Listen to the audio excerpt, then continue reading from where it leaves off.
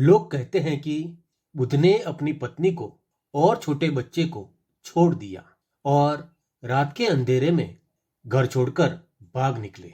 अब सवाल ये उठता है कि क्या सच में बुद्ध अपनी पत्नी और बेटे को छोड़कर भाग निकले थे? किताबों में भी यही पढ़ाया जाता है। तो आखिर सच क्या है? जिस व्यक्ति ने अपने परिवार को छोड़ दिया हो, उसके पीछे आज पूरी दुनिया पागल क्यों है? आपके मन में भी यही सवाल आते होंगे, लेकिन आपको उसका सही उत्तर अभी तक नहीं मिला होगा। आज हम ये वीडियो के माध्यम से इस शंका का समाधान करेंगे, लेकिन इसके लिए आपको बुद्ध के जीवन की ये कहानी को जानना होगा।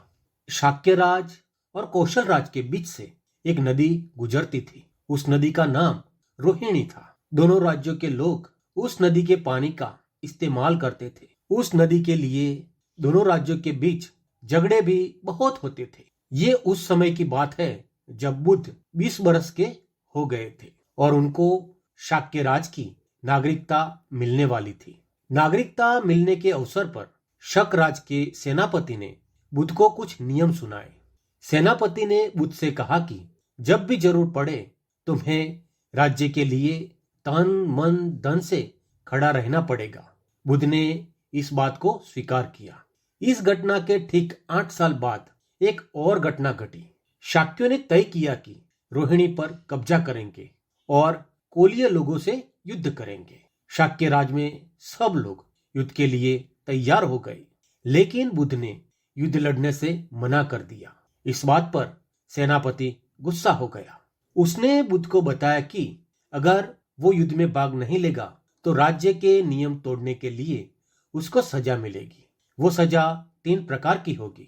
पहली सजा ये होगी कि उसके माता पिता की संपत्ति जब्त की जाएगी। दूसरी सजा ये होगी कि बुद्ध को देश से निकाल किया जाएगा और तीसरी सजा ये होगी कि बुद्ध को मृत्यु दंड मिलेगा।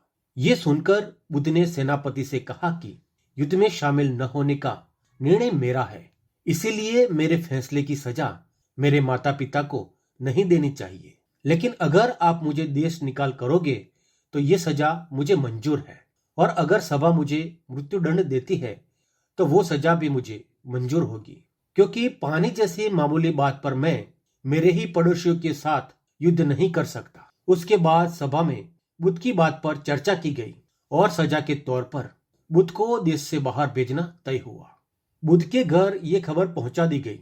सब दुखी हो गए, लेकिन बुद्ध की पत्नी ने अपने पति के निर्णय पर सहमति जताई और गर्व व्यक्त किया। उसके बाद एक अनूठी घटना घटी। जब लोगों को पता चला कि बुद्ध उनके लिए सजा भुगतने चले हैं, तब लोग उनके पीछे पीछे चल पड़े। बुद्ध ने ये देखा और गांव वालों को वापस घर जाने को कहा। बुद्ध ने कहा कि यह सजा मुझे मेरे निर्णय के कारण मिली है, मेरी सजा आप मत भुगतो। यह कहकर बुद्ध मक्का पर चल पड़े। तो दोस्तों, ये थी बुद्ध के घर से निकलने की सही कहानी। लेकिन किताबों में जो पढ़ाया जा रहा है वह बात जातक कथाओं की काल्पनिक कहानियों का एक भाग है। बुद्ध की इस कहानी को निदान कथा भी कहा जाता है, लेकिन हमें आज भी उल्टा ही पढ़ाया जाता है। बुद्ध के बारे में भ्रम फैलाया जा रहा है। तो दोस्तों, आओ मिलकर इस भ्रम को तोड़े और ज्यादा से ज्यादा लोगों तक बुद्ध की ये सच्ची हकीकत को पहुंचाए। नमो बुद्धाय।